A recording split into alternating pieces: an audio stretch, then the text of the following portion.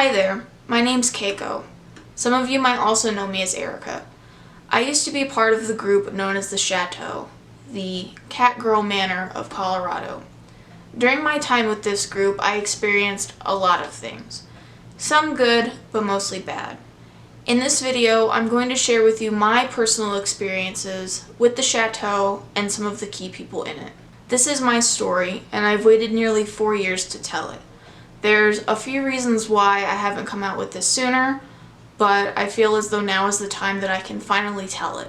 I will share things that I personally witnessed and experienced regarding Izzy and how she runs the Chateau, major figures of the Chateau at the time, including Izzy, Daniel, and a man named Christopher. And finally, I will share some statements that ex-models, people who were interested in joining the Chateau, and others who were involved with this group said that I could include in this video. Their names will be blurred out for their privacy. With my story, I hope to share how toxic and unsafe the Chateau really is, as a BDSM safe space and also as a modeling agency. With what I endured during my time there, I felt powerless and weak to say my piece about what happened to me. Up until this very moment, the Chateau will no longer silence me, and here's my story. So before we get started, I do just want to say that I previously wrote my entire statement down, so I'm just going to be reading from my phone because I don't want to miss any key details since there is a lot to cover, so I hope that's okay. So to begin, I want to set the scene for how I was introduced to the Chateau. In 2016, Izzy and I became friends on Facebook. I was 20 at the time. I was young and had no concrete ideas about pet play or BDSM in general. I only knew BDSM as being kinky, as the media always portrays it to be. Izzy was enthusiastic about wanting to meet me, so in May of 2016, I went to the Chateau in Monument. I went with my then boyfriend at the time. I was hopeful to make friends and learn about BDSM in a safe environment from people who I thought were knowledgeable and safe to learn from. The first time going to the Chateau was also the night Davi Vanity came to visit Izzy as well, but I'll explain that later on in this video. I didn't know much about the Chateau as an organization before meeting Izzy and Daniel. The feeling I initially had was that it was a place for girls who like to dress up and wear cat ears and be cute and take cute pictures, and I thought it was a really cool idea, and I wanted to learn how to express myself more through fashion, so I thought it was a perfect match for me. At first, everything seemed fine. Izzy and Daniel were very welcoming of me to the group, and on the first night of me being there, Izzy actually said that she wanted me to be a model for the online magazine. I didn't feel like I really fit in since I was much younger than most of the girls there and I dressed more modestly, but I agreed. The thought of being a part of a really big friend group really excited me. I've always been quite a loner, but I saw this as an opportunity to make like-minded friends in this kitten community and also learn from people who I thought knew about BDSM. The word gent is something that Izzy created as a term for men who were a part of the Chateau. This could be photographers, partners of kittens, etc. Most of the gents there were partners of models or previously knew Izzy beforehand. These men were made out to be respectable and dignified, only there to serve the kittens. On paper, this seemed like a wonderful idea, for kittens to have male protectors to promote the safety of the kink space, but in actuality, this was an opportunity for rampant misconduct. There were no sorts of background checks or applications for gents. It was the sole responsibility of the model to make that call on their guest's integrity. From my view of things, the only reason that gents were allowed into these Chateau spaces, whether at events or at the home itself, was because they fueled Isabella's sexy, domination-fueled fantasy, having these submissive and passive kittens surrounded by authoritative men. It seemed quite easy to enamor Izzy with the smallest bit of attention, especially when dominant demeanors were involved in flattering her. Because of this, there was no oversight in many situations of alleged predatory behavior from these men. Many men took advantage of this point, especially Christopher, who I will talk about later in this video. The modeling side of things has always been irresolute. I was told that models were paid based on their ranking, But from actual models, I was told that only some were paid, and I was also told that no one was paid, depending on who I talked to. I came under the impression that submitting photo sets was simply something to do for fun and was an expression of oneself as a part of the Chateau. Even though it grew more apparent the longer I was there that Izzy was making money from the website subscriptions and from the photo sets she shared of the models. From the few sets I had submitted, I never saw any money. If you take a look on their website, which was recently updated, one of the perks listed is the ability to earn up to $200 per set. But from all the models I have spoken to, current and ex, not one had ever been compensated.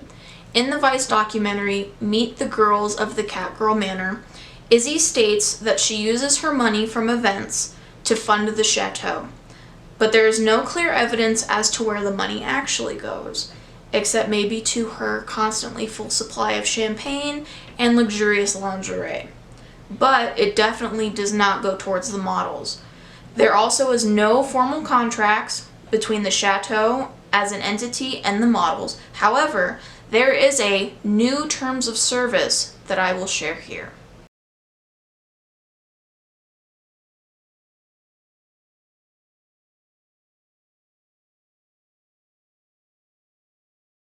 Models are highly encouraged and somewhat expected to wear Chateau-made collars and ears to represent the brand. I bought my pearl level collar for $60 and was sold on the idea that this would increase my chances of leveling up in the group and being closer to Izzy for representing the Chateau. I wanted to support my friend, so I bought the collar. On the updated version of the website, another perk listed is having major discounts on buying ears and collars, which she also sells on her personal pages, of upwards of $350.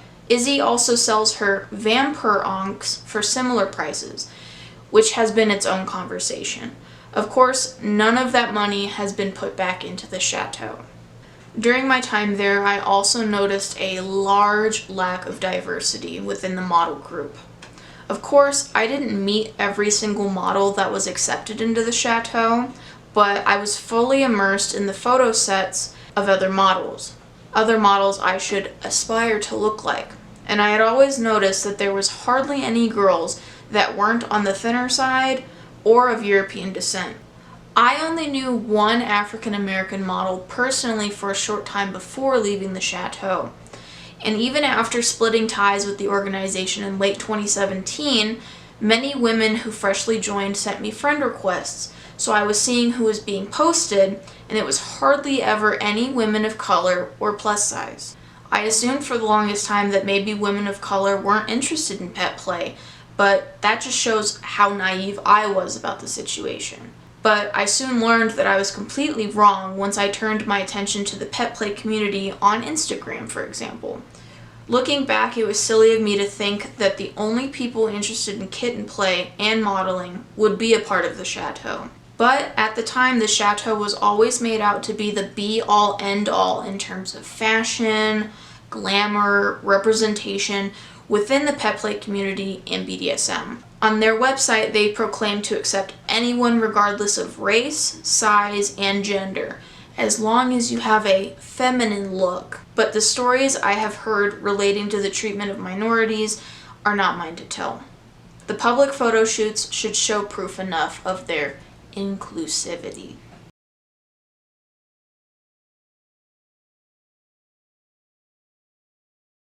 The next part of my story will be a bit more chronological in order to give as much detail about what I personally saw and personally experienced.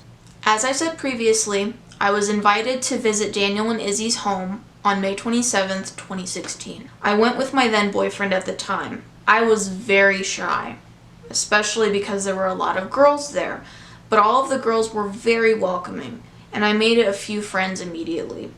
Izzy mostly floated around keeping up with all of her guests. My first professional pictures were taken there by one of the photographers.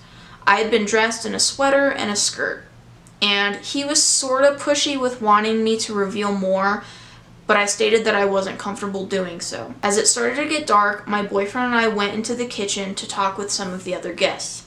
There had been talk about a special guest coming to the chateau, and later that evening, Davi Vanity appeared, and a few of his friends walked into the kitchen right next to where I was sitting. To be completely honest, I had no idea who he was. I know that might be a shocker, but I didn't have internet until I was 14, and I never listened to Blood on the Dance Floor, so... He seemed familiar, but Izzy ended up introducing him to everyone, even though most people already knew who he was. Of course, at this time, I had no idea of all of the controversy he had been in, but throughout the night, I did overhear some of the guests saying they tried to dissuade Izzy from inviting him to the chateau. Their concerns obviously were not heeded. A few days later, Izzy and Davi invited me and my boyfriend at the time to go to Territory Days on the 30th with them. It's basically like a mini festival in Old Colorado City, next to where I used to live. I agreed to go because I wanted the chance to hang out with Izzy and to show her and her friend around the town. A few days later, I was asked to take Davi to the Denver airport, in which he paid me $75.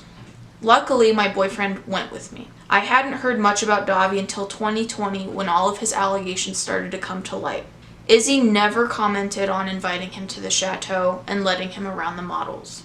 The situation with Davi was one of the first in many instances of Isabella ignoring warnings from other people about who she let into the chateau. In June of 2016, I was accepted as an official model for the website, and in November, my first photo set was published.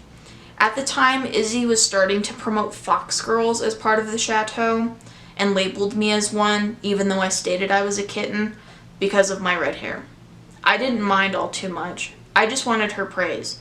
Izzy has this sort of charm about her that anybody who has met her in person can tell. It's her personality that attracts so many people to her. Her energy is what makes being a ringmaster of sorts so easy to do. She knows that everyone in her circle at any given time just simply adores her, and she used that to her advantage. And I was just happy to be a part of something, but I didn't know how much she would seemingly use this to her advantage. On November 25th, I was invited to the chateau to participate in their own Thanksgiving get-together. This time, I had gone by myself. During the time I was there, I had my first real interaction with Sir Christopher. Yes, he emphasized the Sir part any time that he introduced himself. The first time I met him was actually back in May at my first event, but the only interaction he had had with me was asking me and my boyfriend at the time if we wanted to have a foursome with him and his girlfriend. We said no. So during this get-together, Christopher and I started talking for the first time. He noticed that I was quiet and shy and took that as an opportunity to approach me. The whole time he talked about how terrible his ex-girlfriend was at the time. Other members of the chateau chimed in with their thoughts, and as me being compassionate and somewhat nosy, I listened to him go on for hours about how awfully his ex treated him. I didn't know either of them really, so I listened and tried to console him. He persuaded me into cuddling with him on one of the sofas, and I soon left afterwards. I admit that I thought he was an interesting guy. He had a type of charisma about him as well, and I was very naive. Izzy and I hardly had any interaction that night, which started to become more and more normal. Over the next few months, Christopher and I saw each other at multiple events. I always asked if he was going to be there because I'm the sort of person who likes familiarity, even if it's newfound. Having looked back on this situation recently and reading through messages between him and me, I noticed that I was definitely giving off a fawning response.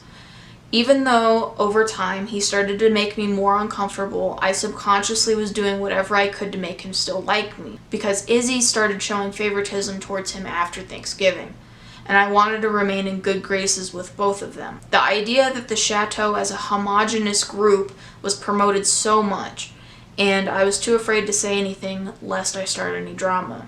I also severely lacked self-esteem and couldn't stand up for myself when things made me uncomfortable.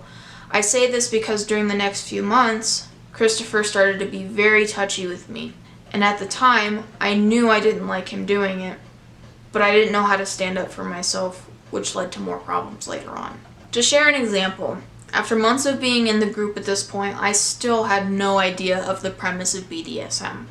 Since most of the people in the group were older than me, as I've stated before, I guess it was assumed that everyone already knew how to practice safe kink. In January of 2017, my boyfriend and I broke up, and I had mentioned this to Christopher. We talked about how I liked being in what I knew as little space. Again, nothing. It was just an idea that seemed interesting to me. And I asked Christopher if he would be a mentor of sorts, since he convinced me that he was knowledgeable about these sorts of things. I told him I didn't want anything romantic between us, and I was hoping to work on things with my boyfriend, and he expressed dislike for that sentiment, but he said he would still mentor me. At this point, I had no idea that age regression is something that you work on with a licensed professional therapist in regards to trauma. So I asked if we could have a session together to do so. He was more than happy to agree to that. Luckily, nothing like that ever happened between us, but this is just one example of how he took advantage of me being so naive. Through those months between December and February, Christopher started becoming more and more touchy at these parties. He would grab my chest and legs without asking, would lift up my skirts, and try to kiss me. One example of this happening was at the Brûlée meeting that I was invited to, even though at the time I had no idea what Burning Man even was. Since other members of Brûlée couldn't attend, Daniel streamed the meeting on Facebook through Google Hangout. Izzy was also on live before the slideshow began. In the clips I'm about to share, I was anxious and I still didn't know how to say no. Everyone at this get-together was having fun, so I just played off Christopher's advances, like I usually did, even though I was really uncomfortable. I was also worried because my boyfriend and I had just split, and I was scared that he was going to see the live stream and think that I wanted Christopher's advances, which I really didn't.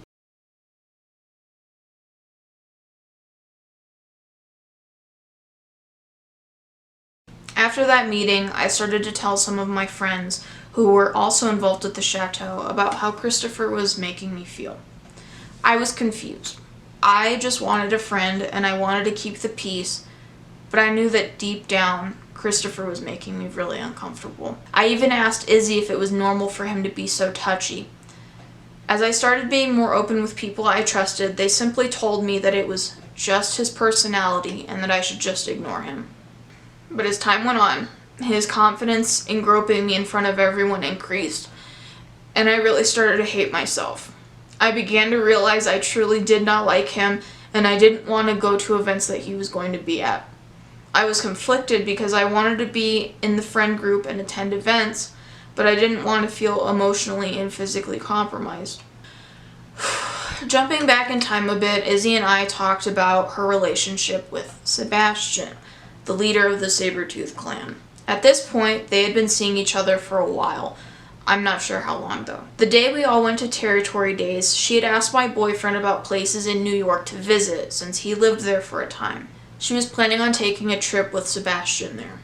I really didn't know who Sebastian was until Izzy told me a bit about him and why she liked him so much. She didn't talk about him for a while, so in December I messaged her to see how their relationship was doing. A few weeks prior, I had heard from multiple people that Sebastian had allegedly sexually assaulted one of the Chateau models. I was clueless and decided to ask her about it. The screenshots show part of that conversation. As time went on, there was more allegations coming out against Sebastian, and I am led to believe that she knew about all of them. Similar to the Davi situation, she ignored what other people were telling her about someone she wanted around, and her lack of action put many people in harm's way. Starting in about late January, Christopher seemingly became Izzy's best friend. He was at every event right by her side. This made talking to Izzy more difficult than ever. I was able to tell her a few times about how he was making me feel, but she told me simply to ignore him and that she would talk to him about it. She mostly told me to ignore it though. I only talked with her about it in person because I wanted to make sure that she actually heard what I was saying instead of just sending it as a message. Around this time as well, Christopher and I didn't talk as much due to the fact that I wouldn't come to events that he personally invited me to. I was a full-time student working long hours at King Soopers and had not a lot of free time to myself. I also didn't want to see him, but in messages between us, I just said I was busy not to start any drama because I knew that Christopher and Izzy talked. Also around this time, Christopher constantly made it known on his social media that he was only interested in a woman that I will call C. He said that C was his only love and his only interest, so he had no interest in anyone else. Everyone assumed he was genuine, and it seemed to have given my statements about him harassing me less credibility, since Christopher was climbing his way up to the top of the group with Izzy, and no one questioned Izzy's character or decisions on choosing her closest friends. This gave Christopher more confidence to act however he pleased with no reprimand. A major example for me being the vampire ball halfway through February. On February 12th, 2017, I drove up to Denver with a man I was seeing at the time to attend the vampire ball. I didn't want to go alone though, since Christopher would be there, so I brought my date with me. I didn't see Christopher or Izzy most of the time I was there. Christopher's supposed one and only true love was also at the event, so he stayed within their little circle for most of the night. There were a lot of guests there, and I relatively had a decent time. I had a few models come up to me to say to stay away from certain people because of their alleged creepy interactions with some of the models, but for the most part it wasn't very problematic to my experience, until I went to go say goodbye to Izzy and C. The two were more towards the back because Izzy was apparently having issues with a stalker at this event. As I walked up onto the platform that was behind the DJ booth towards the back of the club, Christopher seemed to have appeared out of nowhere. This took me by surprise, and I tried to step around him to continue walking towards the girls, but he grabbed my shoulders and began to kiss me, forcing his tongue into my mouth. I was stunned. It was something I completely wasn't expecting. As he pulled away from me and began to be touchy with me, the only question I could think to say was, "What about C?" He simply laughed and said, "She wouldn't mind, and it doesn't matter anyway." I didn't know what to say, and as I managed to hurriedly walk towards Izzy and C to say goodbye before I left, I mentioned it to them. C seemed irritated, but Izzy mostly just dismissed my claims. I felt terrible for what had happened, especially after my date made it extremely clear to me that he didn't want to be associated with whores who make out with other men in front of their dates. I had hit a new level of public loneliness. It all seemed to go by so slowly, yet so quickly. A major event to me that was just a speck in the grand scheme of Izzy's event. My mental health began to worsen from this point forward. I started to attend less events. Besides me starting to feel like a pariah in the company of the other girls, my fear for Christopher grew. It was a constant battle between wanting to feel accepted by the other kittens and wanting to stay far away from Christopher. On my 21st birthday, he sent me a picture of a bottle of champagne, a DVD version of Chocolat, and a dish of chocolate-covered strawberries. It was an invitation for him to treat me, something he had mentioned to me at the Brûlé meeting. I declined, playing it off as having therapy in the morning and not wanting to drive that far. I was still fawning, but there was no hoping of him being my friend. I still wanted to keep the peace, and as a result, my self-esteem got worse. He claimed it was just for him, and we left it at that. Christopher and I didn't talk much after that. As I became more depressed, he took less interest in talking to me, saying that I was wasting his precious time. I felt bad for annoying him because at the time I felt bad for annoying anybody. This was when he started to lose interest in me, or so I thought. The next event I attended was the second Burlesque, held on March 21st, 2017. I attended the first one and had a good time, so I wanted to go to the second one. Earlier in the week, Izzy had made a status looking for girls who were willing to help with the event. She stated that whoever helped run the event would get in free, and so would their date. I wanted to take a girlfriend of mine at the time, so I messaged Izzy and she said that she would put us on the list to get in for free. So that Sunday night, my friend and I drove to the Oriental Theater in Denver. Upon walking into the atrium, the first person to greet us was Christopher.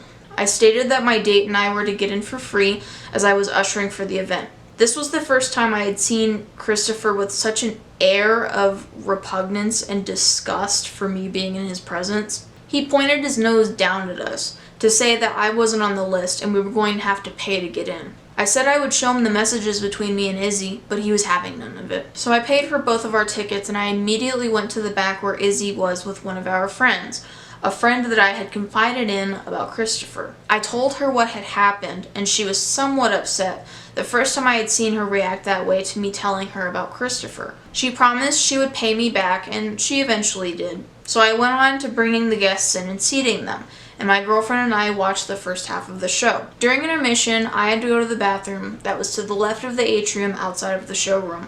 There were many people mingling out there, so it was kind of a crowded space. As I made my way through all of the people who were standing around, I felt someone come up from behind me and spin me around quickly. It was Christopher, who promptly began to caress me, kissing my face and neck. Again, I was stunned, the same way I was at the vampire ball. This time I tried to back away without bumping into anybody else, and I asked him what this was all about. He told me he had noticed he had made me upset before the show, and came to make things right with me. I said it was fine, wanting to just get away from everything for a moment. He put on such a public display to show how sorry he was, speaking loudly while saying he was just so stressed from everything going on and that he didn't mean to take it out on me. Of course, he attempted to start touching me more, but I was able to say I had to go to the bathroom, and I waited in there until the show resumed. At the end of the show, all of the models were invited on stage to take photos, and that is where I told Izzy what happened during intermission. At this point, she was wrapped up in talking to guests and getting her photo taken, so she blew me off, telling me she would talk to him at some point. I ended up leaving with my friend, and I didn't think about it much for a few days. I did end up talking to C about it, because she was one of the only people who listened to my concerns at the time. 2 days later, my best friend and childhood pet Bubby passed away. I only mention this because it took a considerable toll on my mental health. She was my everything, and grieving preoccupied all of my time for the next few weeks. About a week and a half after Burlesque, Christopher messaged me on Facebook. He said that his sister, referring to Isabella since they had this weird pseudo-incestual relationship, had told him that he had made me upset. I told him it was about Burlesque and how after he apologized, I just dropped it. He told me to tell Izzy that we spoke and that everything was fine between the two of us. The conversation somehow turned into one of me fawning again, saying I have issues confronting men and saying that occasional kisses would be okay. I guess all of the stress and heartbreak I was dealing with made me mentally revert to my fawning again, which looking back on, I regret. I wish I could have stood up for myself more, but I didn't. He told me that if I had any more issues with him in the future, to talk to him and only him about it, not to get anyone else involved. A few days later, he said Izzy was pleased that we made up, and that was the last conversation I had with him. The last Chateau event I went to was on May 13th, 2017. This time I went with a different girlfriend of mine and her boyfriend. A lot of models, especially ones who had recently been accepted, were at this event. Everyone was told that an interviewer from Westward was going to be there, so we were told to all look our best and really sell the Chateau brand. Of course, Christopher was at Izzy's hip the entire time, and anytime that they would walk past me, he would go out of his way to act as if I didn't exist. It gave me relief. For once, he wasn't all up on me, but it made me laugh that he was at his public displays again. Izzy and I took some pictures together before the interviewer arrived, after which she promptly disappeared. The interviewer's name was Michael. He was referred to Izzy by one of her friends. When he got to the house, he walked around and was introduced to all of the models. The moment he met me, he insisted that I accept his offer to be interviewed. It was early on in the day, so I said I would a bit later, after I took some photos with my friends. Every hour or so, he would come up to me and ask if I was ready, and I kept having to tell him no, so he would go around to the other models and then make his way back to me. As it started to get dark, he approached me and asked if I was ready. I said I was, and asked if I could take my friend and her boyfriend with me. He simply asked, "Why do you need someone with you?" That seemed strange to me, so I insisted that they come with me, and he relented and agreed. At the time, I wanted to get my ideas out there, that it's perfectly okay to dress modestly, and that you can be sexy and dress modestly at the same time. At first, the questions were simple, asking me my name and if I was a kitten, how long I've been with the group, etc. As the interview went on, however, Michael began to ask me really weird things, such as, do you go to the bathroom in a litter box? How many sexual partners do you have? Do you wear gear while having sex? At this point, I was really uncomfortable and taken aback. I didn't know how to answer the questions, but he seemed interested in my distress, so he continued to ask. Eventually, I didn't want to continue the interview, so he got up and proceeded to help one of the models take off her corset, the only thing she was wearing, which he describes in great detail in his article. I went into the dining room and began to cry. I felt so gross that he was going around asking models questions like that. Some of the girls gathered around me as I sobbed, and one of the photographers was nice enough to approach Michael and tell him to delete the recording of my interview. As I sat there, I remembered all the times Christopher had taken advantage of my meekness and how Izzy seemingly ignored my pleas for comfort and change. So my sadness quickly shifted to anger. Izzy was upstairs in her room doing her own thing, so I stormed up the stairs and walked into the hallway. Nonchalantly, she asked what was wrong, and I told her, Michael is being really inappropriate with the models. You need to get this guy out of here. She was getting ready and took no real interest in my statement. She simply told me she would go downstairs at some point to see what was going on and to not worry so much. My friends and I ended up leaving before she left her room, almost an hour after I went to talk to her. At this point, I realized I didn't want to go to any more events, the beginning of my split with the Chateau. I tried to keep in contact with Izzy between the months of May and July, one instance being me sending her an Independence Day photo to be uploaded, in which she lightened and airbrushed my skin, which kinda bothered me. I didn't appreciate her editing my photo that I already edited. The only time she and Daniel reached out to me was after I posted a really stupid, tone-deaf status about women being sexualized for pictures they post. To my surprise, they both said that they loved me, despite me upsetting a bunch of people in the community. I was just so angry at myself and confused, my opinions being swayed by my ex, who started becoming verbally aggressive towards the models, and also from my experiences with all of the predatory men who were allowed at the Chateau. And for that, I'm truly sorry. Daniel, who I only talked to a few times, hardly ever in person at events, and Izzy seemed to understand my sentiment, but the damage was done and I was slowly pushed away from the Chateau at that point. I was conflicted. For once, she seemed genuine in understanding my feelings, but by that point, I didn't know how to feel about her anymore. Meanwhile, she and Christopher posted often about each other dotingly. That was when I began to not identify with being a part of the Chateau, but I continued posting catgirl content of my own on Instagram and Facebook. For months, I watched Izzy from the sidelines as we were still friends on Facebook on both of her main accounts. I tried to move on with what had happened, but whenever one of the new models would ask me if I would be at an event, them being under the impression I was still an official model, I would have to decline and vaguely explain why I wouldn't be there. On September 29th, Izzy from her Contessa Karnstein account made a status asking those on her friends list if anyone had any negative interactions with Christopher. My heart sank, to say the least. Reading that status really brought back all of those feelings of worthlessness and being discounted with my concerns about Christopher.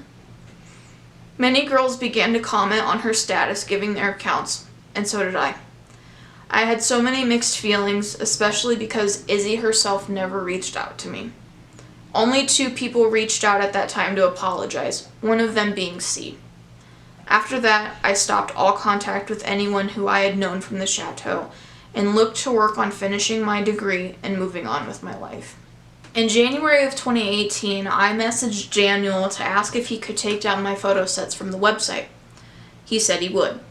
At the point of recording this video, I am still in images that are used on the Chateau's Facebook. Months and months went by, and I didn't hear much about the Chateau until I saw Izzy's face on the thumbnail of Vice's newest documentary, Meet the Girls of the Catgirl Manor, released May 10th, 2018. My interest was instantly piqued, wondering if anything had changed. Of course, it was a video showing all the glitz and glamour, prompting the closeness and safety of the community.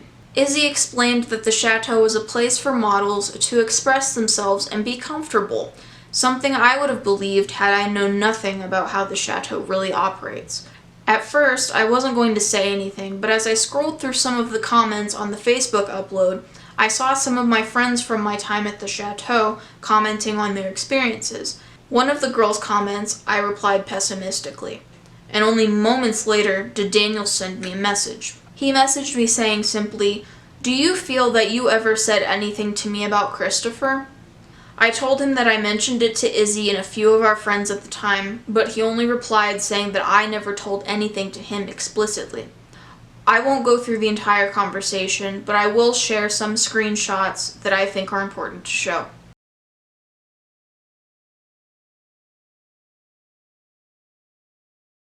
One of the biggest things that bothered me was him stating that I said that Izzy deserved her assault from Christopher, which I would never, ever say.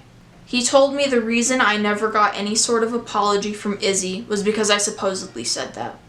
He told me that as an empath, I should understand, so I reached out to her to apologize for what she perceived me to say, but she never even opened my messages. In regards to Daniel's recent public statement from this week that one of the only concerns he was ever told about Christopher was that he rudely recommended Pride and Prejudice to one of the models, this was about me, and one of the points I was trying to share with Daniel about Christopher being rude to me, in which I definitely told him about the other instances I have spoken about in this video.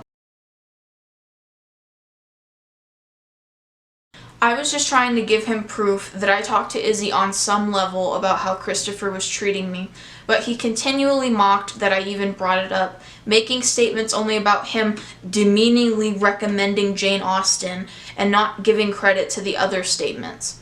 Of course, at this point, I didn't remember all of the finer details like I do now, but me mentioning what happened at the vampire ball was simply met with an ew. Daniel even stated that had I spoken to him instead of people who didn't represent the Chateau, there would have been a way to prevent Izzy from her assault. He really made me question if I really did tell Izzy, and if what I had told my friends was enough. After days of going back and forth, we finally ended our conversation, and again, I went on with my life, feeling no real closure. Since then, I haven't involved myself in anything Chateau related up until a few weeks ago when Izzy's DeviantArt post started to circulate on my newsfeed. In the comments, many people commented on their own negative experiences, and that's when I decided I couldn't live in fear anymore. Fear of retaliation, fear of rejection, and fear of being silenced. Earlier this week, I made a status saying that I would finally be sharing my experiences with the Chateau. And I've had such an overwhelming response, and for that, I just want to say thank you. I debated for years now as to how or when or if I was going to come out with my statement, so thank you for all of the love and support I have received. I wanted others to feel the same amount of love and understanding that I did, so I made a status about opening my inbox to anyone who wanted to include a statement about their own experiences. Since then, I have received so many stories about similar things that I went through, so I will be sharing some of the messages I received with the consent of the senders.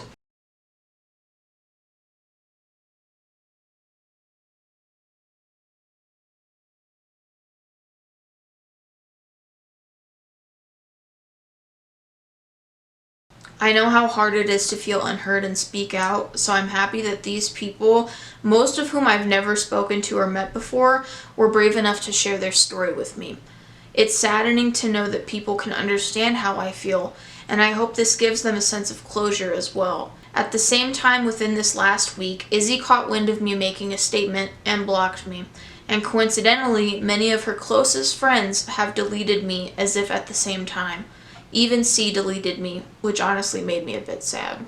As I've been going through old messages, watching old clips, talking to people I knew from years ago, and seeing the extent of the damage apparently caused by the Chateau, I just want to say how disappointed I am with the Chateau, and especially with Isabella.